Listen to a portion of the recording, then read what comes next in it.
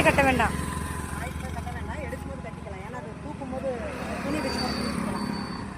ஏன்னா இப்போ கொஞ்சம் ஃப்ரெண்ட்லியாக வருது. இப்பயே கட்டினோம்னா கொஞ்சம் பயப்பட ஆரம்பிச்சிடும். ஆட்டோ வந்துக்கிட்டு இருக்கு. கிட்ட வந்ததுக்கப்புறம் டக்குன்னு கட்டினா கூட அந்த சாலை பிடிச்சி கூட தூக்கல. கை க்ளவுஸ் எதுவுமே எடுத்துகிட்டு வரல நான். அது கொஞ்சம் ஃப்ரெண்ட்லியாக தான் பழகுது. காப்பாற்ற வந்திருக்காங்கன்னு தெரியுது பாருங்க.